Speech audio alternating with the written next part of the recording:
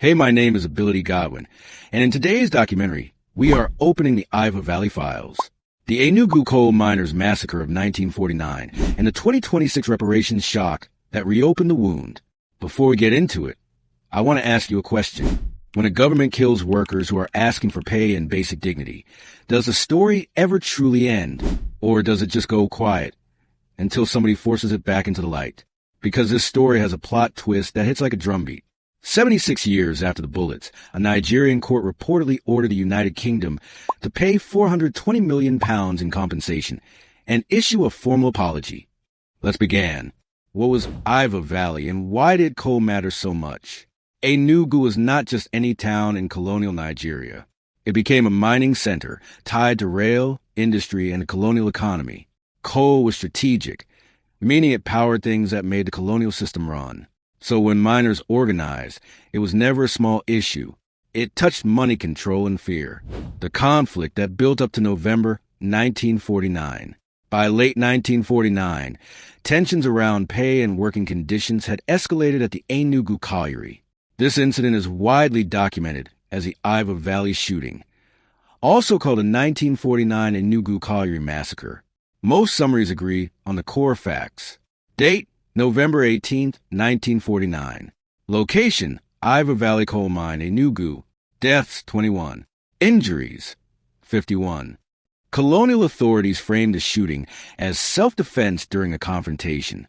But Nigerian memory, labor history, and later scholarship describe unarmed or non-violent protesting miners being shot. The British official version, in their own words. In the UK Parliament record dated November 23, 1949, the incident is described with claims that miners surrounded police and the police fired in self-defense. The question Nigerians kept asking was simple.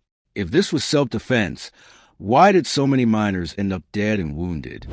The miners, the moment, the gunfire, and what we can safely say. What we can safely say, based on multiple written summaries, is that miners were on strike or protest action, and colonial police opened fire, leaving 21 dead and 51 injured. The event is repeatedly tied to the name of the British police commander F.S. Phillip in several summaries and historical discussions. And the aftermath was not silence. The massacre is widely discussed as a moment that intensified nationalist anger and strengthened labor-linked political organizing in the late colonial period.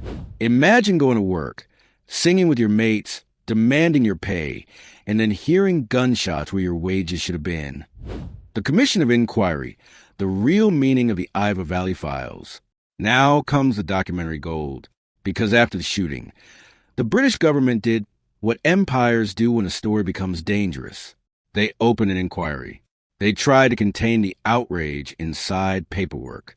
In UK Parliament records dated November 30th, 1949, officials refer to a commission of inquiry and say it had been set up and would start work shortly. This matters because it tells you one thing clearly. The incident was serious enough that it traveled from Enugu to London and into Parliament. The long silence, and why the story never died. Here is what makes Iva Valley different from a normal history lesson. It stayed alive in memory, in labor organizing, in politics, in Enugu itself. There are even public-facing research exhibits that trace Enugu coal mining history, archival traces, and the way communities remember and forget. The 2026 reparations shock, when the file reopened. Now we jump to the modern twist. In February 2026, multiple news reports stated that an Enugu court ordered the British government to pay £20 million to each family of the 21 miners, totaling £420 million, and also ordered a formal apology. The same reporting says the UK government was not represented in the proceedings and declined to comment when contacted. Why this matters beyond Enugu. This case sits inside a larger global question. Can colonial-era violence be prosecuted, compensated, or morally settled decades later? Who pays, who apologizes, and who gets to decide what justice looks like? An emotional truth is simple. For the families, it was never ancient history. It was missing fathers, missing brothers, missing breadwinners. A day that changed the shape of a home forever. We've come to the end of the story, and if you made it this far, you're a real one. I hope you enjoyed every bit of what we uncovered today. Thank you for watching and for sticking with me.